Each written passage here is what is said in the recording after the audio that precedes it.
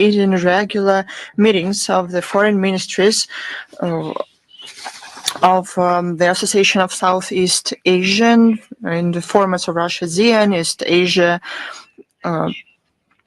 Summit, and ASEAN Regional Forum.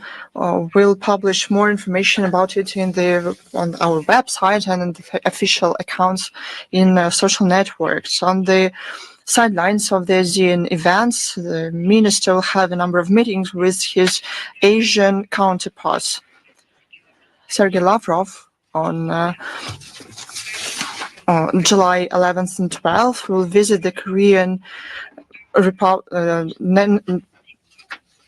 People's and Democratic Republic with a visit to have negotiations within the second round of strategic dialogue at the level of foreign ministers. On July 14th and 15th, foreign minister will participate in the meeting of the Council of Foreign Ministers of Member States of Shanghai Cooperation Organization. This will be a key stage to the preparation to the SCO summit. It will take place on August 30th, September the 1st in the city of Tianjin. They will discuss the current state of affairs and prospects of the further development and advancement of the organization. Let's move to the relevant agenda. I would like to start with the terror attacks of the Kiev regime in Kursk and Rilsk. On July the 8th, when Russia celebrated a bright holiday, the day of family, love, and fidelity, Ukrainian Nazis, with limitless cruelty, made 2 targeted drone attacks against the city beach in the city of Kursk. There were a lot of people with children there. They knew those Ukrainian neo-Nazis who they were going to strike. 3 men were killed, including a law enforcer. He helped to evacuate people from the beach during the second cynical attack. 7 people were wounded, including a 5-year-old boy. The same very day, Banderovets struck with drones the civilian facilities of the city of Rilsk. The building for communicable diseases unit of the Central Regional Hospital and ambulance building, 2 women were wounded. We express heartfelt condolences to the loved ones of those killed and wounded during this terrible terror attacks. We call on the sensible part of the international community who is capable to see the atrocities that the Kiev regime commits in its true colors. What those human rights structures are for if they don't see how beaches, city beaches are targetedly struck, killing people and children. The Western sponsors who supply Kiev with armaments must understand that they are directly responsible for terror against the Russian children, the elderly, women of our country, against the civilians. They are accomplices to the military crimes of the Zelensky regime. Now about the situation in Ukraine in general. Pushed by our forces on all the fronts, the Kiev regime, unable to do anything in the far front, the regime mired in shameless terrorist attacks against civilians and civilian facilities in Russia. Some 160 people were affected. 17 people were killed, more than 140 wounded, including 8 children. I'll give you only selected facts of the Ukrainian crimes. The Belgorod region on July 3rd and 4th, the drone attacks wounded at least 16 people, including 2 children. On July the 6th, on the Shebekino-Belgorod freeway, a drone attack killed 1 man and 1 woman. On July the 7th, following a drone attack in the village of Borisovka, 3 people were wounded, including an 18-month-old child. The Bryansk region, on July the 3rd, the drone attack against a civilian car in the village of Alashki, 1 man was killed, 1 woman was wounded. The Kursk region, on July the 4th, following a drone dropping explosive on a car in the village of Rizhevka. 1 people was killed, 2 wounded. The Lipetsk region on July the 3rd, the debris of the drone took down by the air defense system killed a 75-year-old woman. 2 civilians were wounded. Zaporozhye region on July the 4th, a drone attack on the village of Konstantinovka wounded 3 people, including 2 children. On July the 7th, following the shelling in the city of Vasilievka, a 19-year-old young man was killed, at least 6 people wounded. The Kherson region. On July the 4th, the Ukrainian Nazis attacked with a drone the central regional hospital in the city of Aloshki, destroying it. On July the 6th, they barbarically shelled against the building of the city hospital in the city of Novaya Kakhovka. The same day, following the aggression of the Kiev regime, a 67-year-old woman. बेटा ख्याल रखोगे ना हमारा? वाह! अरे भाई breakfast मिलेगा? हाँ जी। पेट भर गया भैया। बेटा गर्म पानी आएगा? हाँ जी। हीटर? हाँ जी। हाँ जी। हाँ जी। अरे तो अब क्या सूरज लाओगे? हाँ जी। जहाँ सूरज वहाँ रोशनी और जहाँ विक्रम सोलर वहाँ खुशियों वाली sunshine. Former mayor of the city, Manolis Lavrov, was killed. He was the mayor in 2014-2023. 3 people were wounded in Moscow region on July the 4th. The debris of the drones, Ukrainian drones, 2 people were wounded in the Sergiev Posad region, the Rostov region. On July the 4th at night, in the village of Dolotinka, following drone falling on a house. 1 elderly woman was killed. The Russian courts continue to give sentences to Ukrainian neo-Nazis and mercenaries. Ukrainian militants received long sentences. Evgeny Kalashnik, 16 years. Vladimir Gorbatko, 16 years. Sergei Kopchuk, 16 years. Alexander Prokopenko, 16 years. Vladimir Popovich, 16 years. Andrei Milentiev, 15 years. Nikolai Tesla, 15 years. Georgy Mikusha, 15 years. Sergei Smolko, 13 years. 14 years of in prison in the absentia were given to Georgian mercenaries Georgy Gokoladze, Gele Radze, as well as the militant with dual Switzerland, Israel citizenship, Matola Avidaran. They are wanted internationally. The investigative committee of Russia established that on January 24th, 2024, the Russian plane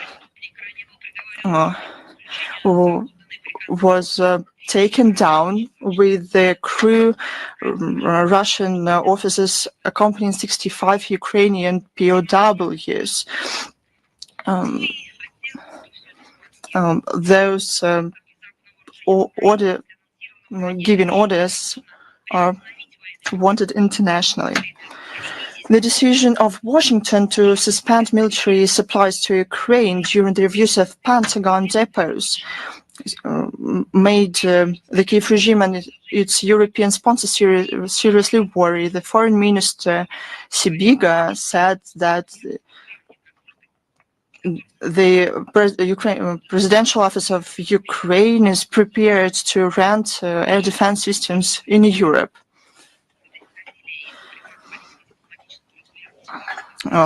We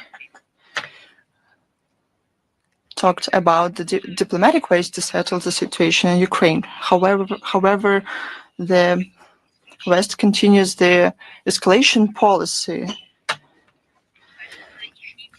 The European bureaucrats continue with mercenary escalation policy.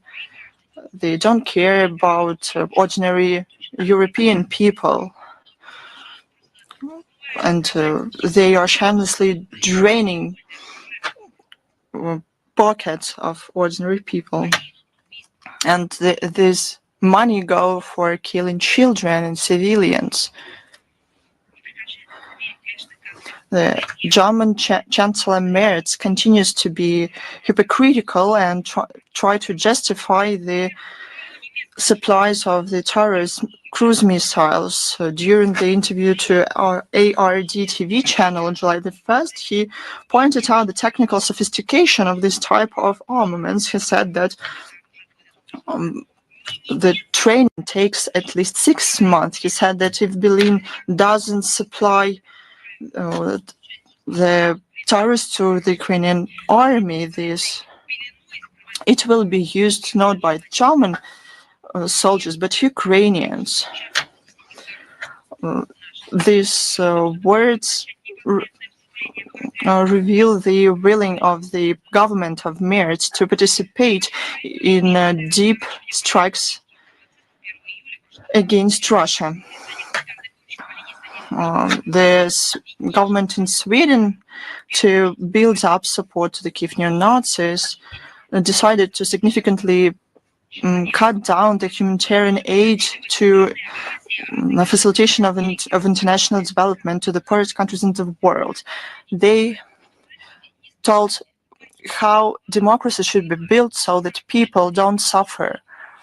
They're talking about human rights everywhere, but all that ceased in a second. They don't care about human rights. They don't care about people, especially those in need. They promised this aid. Those people expected this aid. So even this year, this ostensibly will help Stockholm to save some $177 million. As a result, the aid to the Kiev regime will reach $957 million in 2020-2025. Yet again, we would be able to understand that if they help those in need in Ukraine at the expense of those in need in Asia. So they help to build the country and to be fed. But this $1 billion will be used to kill as many people in Ukraine as possible. That's how they respect human rights. Reasons for such a generosity at the expense of those in need is cynical. They said that because the US expanded the financing of the developing countries, Sweden won't be able to rectify the situation alone that is already quite difficult. Ukraine remains a priority of the Swedish policy. In other words, Stockholm cares more about corrupt neo-Nazis in Ukraine than those poorest countries exploited by the West. However, overseas, they believe less and less in the success of the Ukrainian project. According to the Bloomberg, the American BlackRock invest company at the beginning of the year stopped looking for investors for investments into the Ukrainian Fund of Development. They plan to announce it during the conference on the restoration of Ukraine in Rome on July 10th and 11th.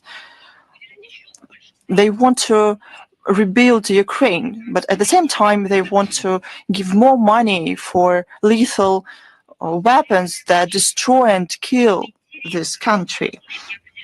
The reason that they cited is the lack of interest amid the growing uncertainty about the future of the country. Earlier, they announced to attract some $500 million from the country's international development banks and other sponsors, as well as $2 billion from private investors. But we see that Americans who can evaluate investment risks decided to change their plans and not to invest into this pointless cost. It's not like we don't want to see Ukraine a prosperous, sustainable country. We do not only want it, it is necessary for us, but we are well aware and understand that the militarization that is announced in the West is aimed not at building a stable, prosperous country in Ukraine, but to use it as a tool. As a foreign minister of France recently said, Ukrainians ensure the Western, or probably only French, security. But I'll remind you, no one threatened them. Now about what is going on in the religious rights in Ukraine. On July the 2nd, Zelensky signed a decree to strip primate of the canonic Ukrainian Orthodox Church Metropolitan Onufry of his Ukrainian citizenship. And Zelensky is a person who declared the decommunization of the Ukrainian space. It turns out that the worst of the communist practices, the stripping people of rights to religious rights, to religion, to ideology and understanding of the world,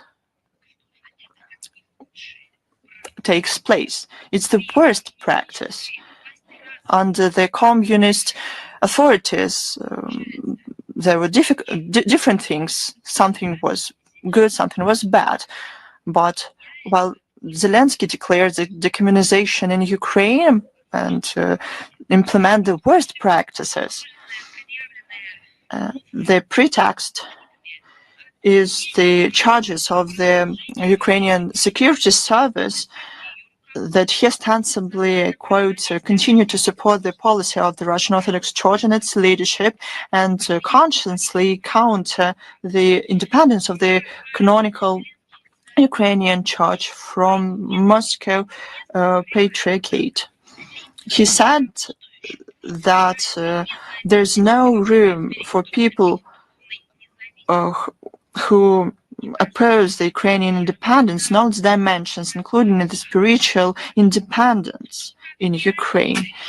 Then we should get rid of the Westerners there. It was them who made coup d'etats in Ukraine. They bribed Ukrainian officials. The West managed the Kiev regime, leaving people in Ukraine without democratic rights or freedoms. Zelensky and his clique of anti-church inquisitors, this community, so to say, they violate the religious freedoms in Ukraine. They strip Ukraine of the spiritual independence. They came up with this term as well to destroy this major religion in Ukraine with a shameful silence from the relevant international structures and majority of Western advocates of human rights. They resorted to another act of impunity to behead the Ukrainian Orthodox Church. They understand that it could be dangerous.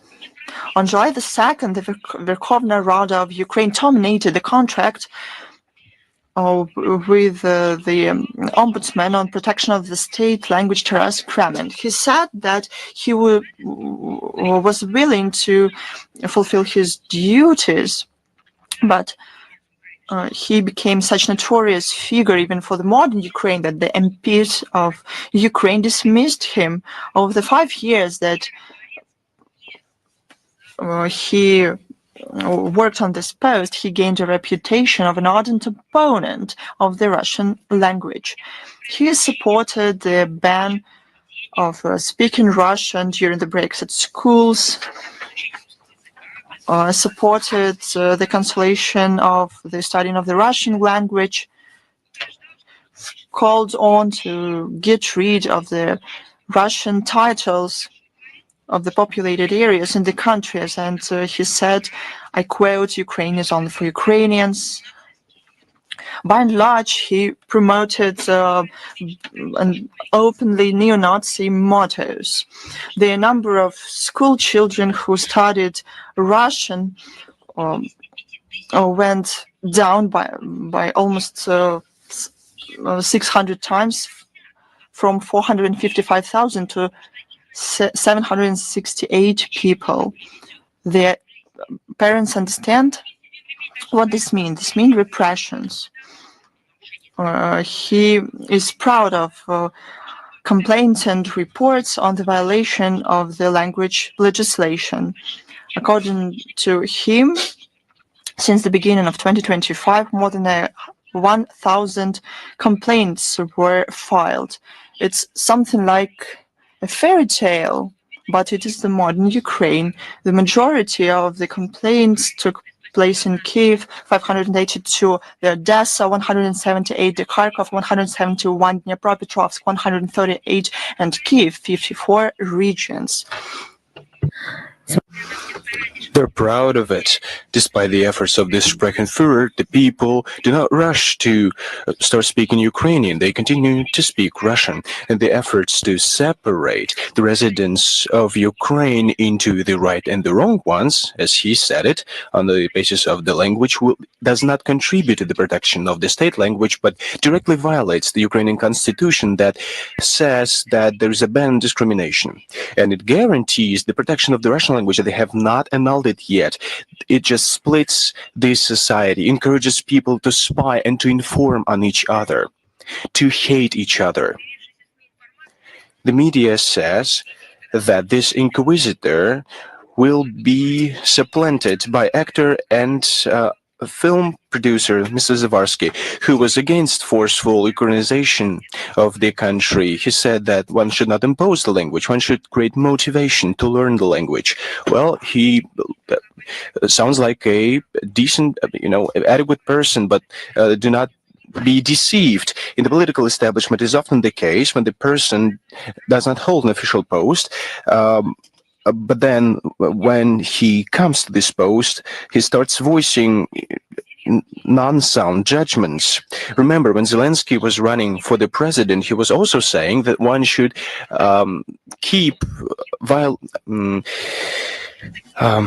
one should not care about the Russian language, let people speak it, but then he promised to revise the language legislation. But then other legislation bills were adopted, including the bill on the complete secondary general education, on indigenous peoples, on national minorities or communities of Ukraine, and preschool education that codify the discrimination of the Russian language.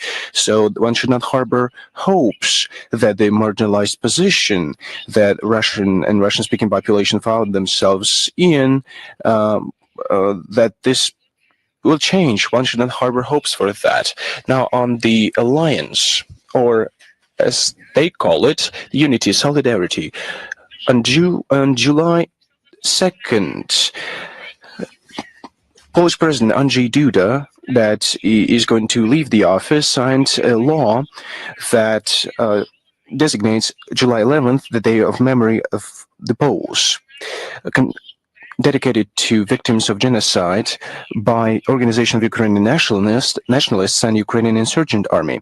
Let me remind you that these structures have been designated as extremist ones, and they are prohibited in the Russian Federation. We're talking about the crimes against Poles during the Second Polish Republic. Kiev rushed to call this step as a stab in the back, but they refused to acknowledge the evidence. Not everyone is ready to put up with the Ukrainian nationalism that is on the rise. In vain. Well, the consequences for the junta can be way worse. Warsaw is decisive and ready to block the participation of Ukraine in NATO and the European Union before Bankova can settle this sensitive issue of the massacres of the Poles in Volhynia. The elected president, Karol Nawrocki, has made it clear. Amid this, it is symbolic that we saw media reports on July 2nd about neutralization of a gang of Ukrainians that abducted illegal immigrants and extorted money under threats of murder and organ trafficking. Well, it seems like Poles would not want to wait until they become victims of Ukrainians that they themselves cultivated. We saw a significant decrease of Poles that want to see Ukraine in the European Union. June survey counted them at 35%, and 2 years ago it was 85%. Well, see, this is almost a 2.5-fold increase. So less and decrease. And so less and less people want to see Ukraine in European structures. Azov Brigade has been designated terroristic, and is banned. The neo-Nazi ideology and propaganda of total militarization has been propagated. So Germany has been paid attention to that. Concern has been voiced on July 5th by German media Junge Welt. It is noted that Ukraine does not have any fields or sectors that are free from influence of Azov.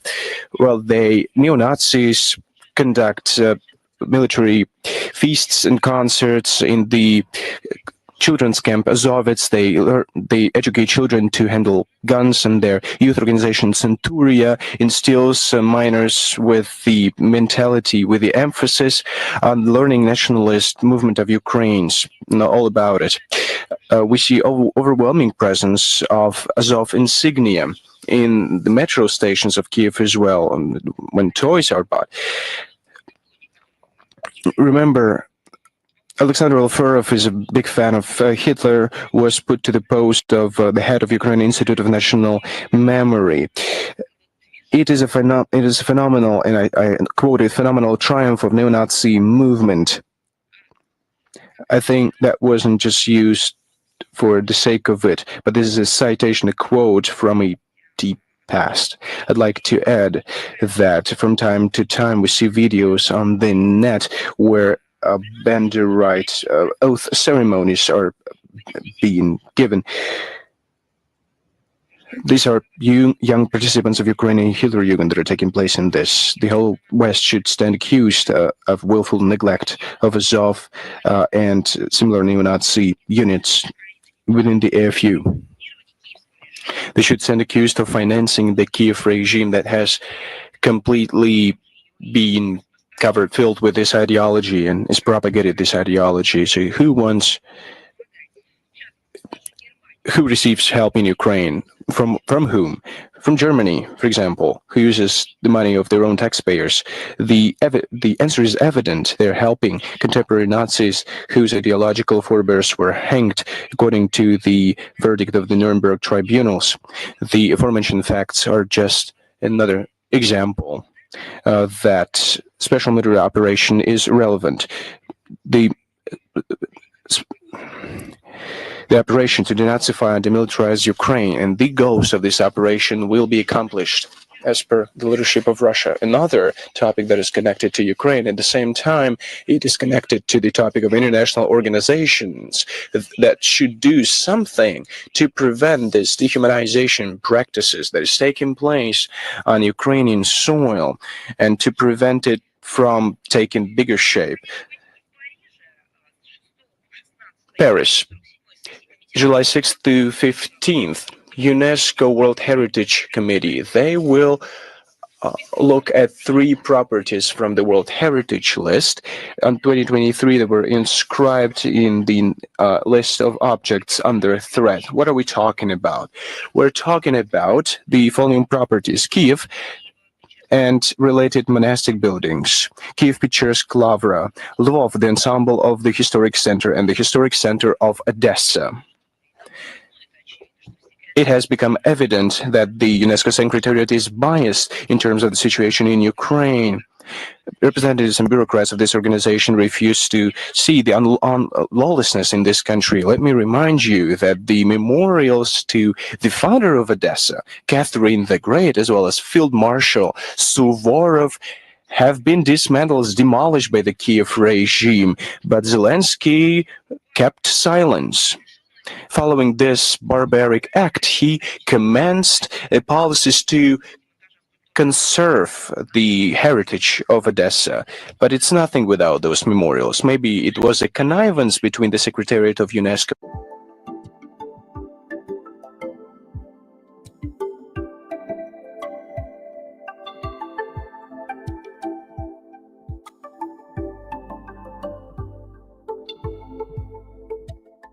I presume they said so in UNESCO Secretariat. We will codify this status without those monuments, and we'll preserve that under the aegis of UNESCO.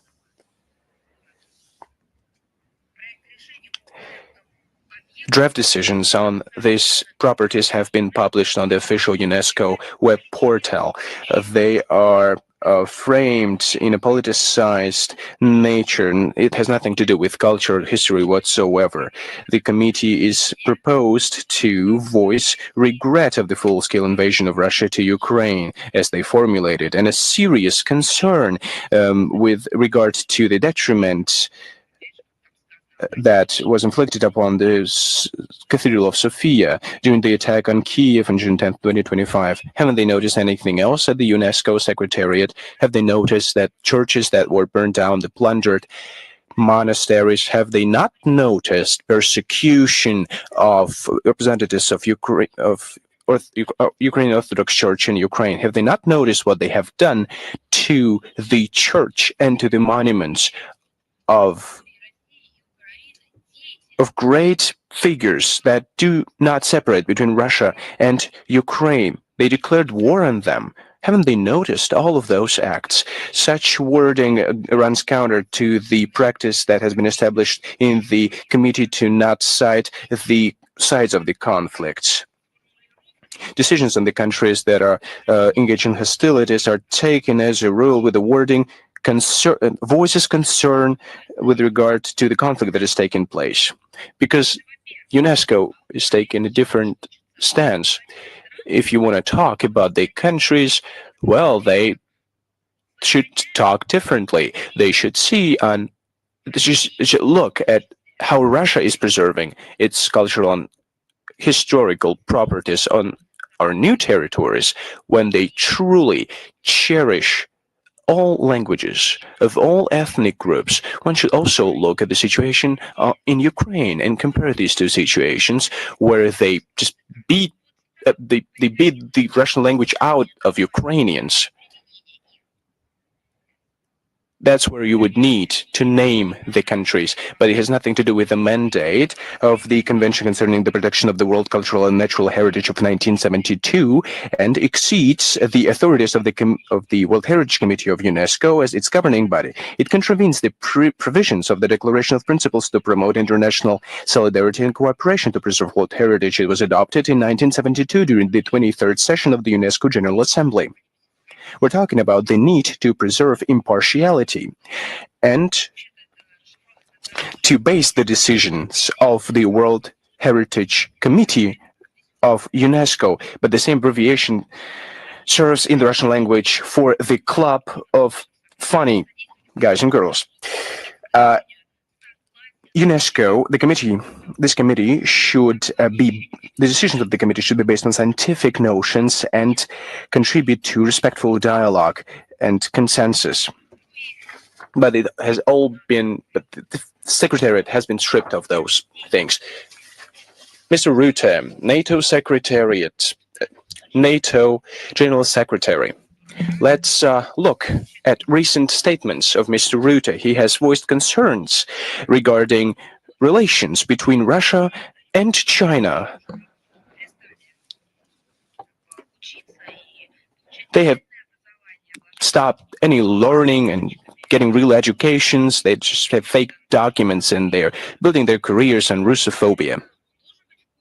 But Rutte should know that neither Russia nor China is a part of his mandate.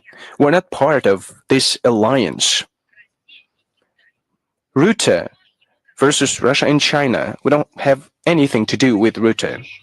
But we care for his words because his words is just another testament that the North Atlantic Treaty Organization, whose secretariat he is heading, continues to conceive of the world as a arena of geopolitical confrontations to maintain its slipping global dominance of the collective West. Multipolarity, alternative centers, and mainstream centers of power and development, equitable and mutually respectful relations between states, all these things just lack in the mentality of contemporary NATO representatives.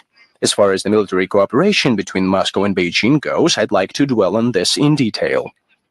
It is truly an important component of the Russian-Chinese comprehensive partnership and strategic cooperation in this new era.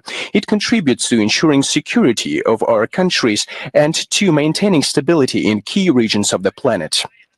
When NATO representatives are talking about this so-called security that they should implement also through or via Ukraine, using Ukraine. But who was threatening you? Can you cite at least one document that was saying that somebody was threatening NATO? There are no statements like that. But when we are talking with the Chinese about our own security, we're talking about this knowing what we're talking about. We know the history. Because history shows that we have always been under attack. But we are using NATO documents, and our countries are cited there as potential adversaries of NATO. So I'd like to note the following. Our cooperation with China is implemented in strict compliance with the international law. It's absolutely transparent. It does not have a hidden agenda. It does have nothing to do with bloc or confrontation nature. It is not aimed against any third countries. We have close cooperation between the armed forces of Russia and China. It is based on deep trust. It has a special nature and unprecedentedly high level of interstate relations. It is not a union, but it exceeds the traditional nature of traditional alliances during the Cold War. That's why the notions of Secretary General Rutte that PRC's President Xi Jinping should or would call Russian President Vladimir Putin before attacking Taiwan, provokes our profound bewilderment and justified indignation. And of course, we are, wondering whether Mark Rutte is mentally healthy. Of course, we have concerns because of the mental state of General Secretary of NATO. What are we talking about? What kind of an attack if Taiwan is an integral part of China? Is that only our principal position? Not at all. This is our fundamental, unwavering position. As far as I know, all NATO countries recognize this fact. At the same time, they speculate on the admissibility of such manipulations. Verbal, linguistic, or mental manipulations. You name it.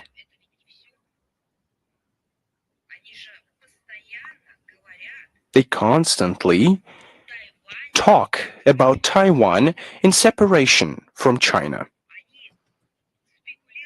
They speculate on the admissibility of violating the status quo between China mainland and Taiwan. They continue to sell arms to Taiwan, to deploy military trainers, and to test methods that have already been tested in Ukraine. Is it hypocrisy, double standards, or violation of international law? The idea to hold such talks between Russian and Chinese leaders reveals a deep misunderstanding of the essence of our strategic partnership on the part of NATO. Maybe they will stand aside from the statements of Rutte. Maybe, well, I don't know what will happen. That's a question to them. I'll remind you that Russia and China don't have any military bloc. We don't have any hierarchy. We preserve our sovereignty. We equitably and comprehensively cooperate. And we base our foreign policy decisions on our own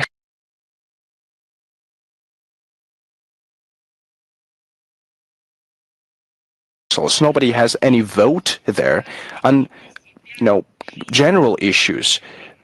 Neither do they have any vote on issues that are so important for them.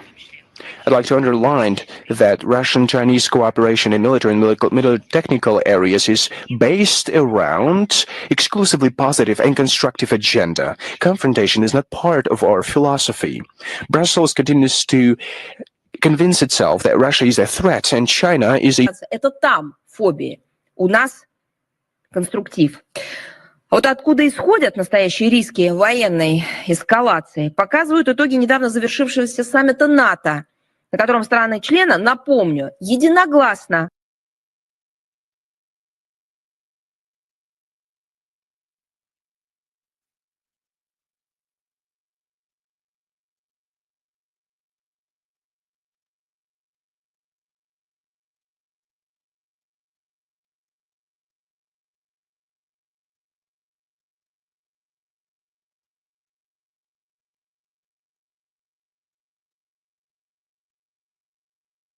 утвердили навязанное Вашингтоном решение поднять уровень военных расходов с нынешних 2% ВВП до 5% их ВВП. При этом уже сейчас их совокупные траты на оборону составляют почти $1,5 триллиона. Это, просто напомню, больше половины всех мировых расходов на эти нужды. Рюте, как известно, внес существенный вклад в продавливание этого обязательства среди европейцев, чтобы порадовать того, кого он назвал папочкой. Откуда будут браться эти средства?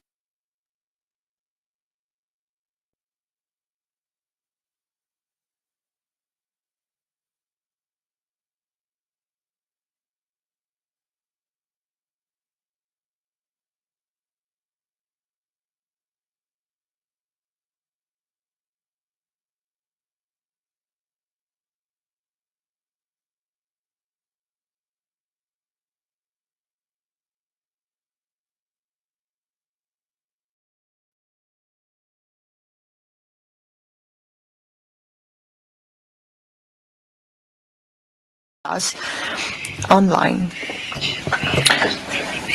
Regular weekly briefing will start with the schedule of Foreign Minister Sergei Lavrov. I'll remind you, we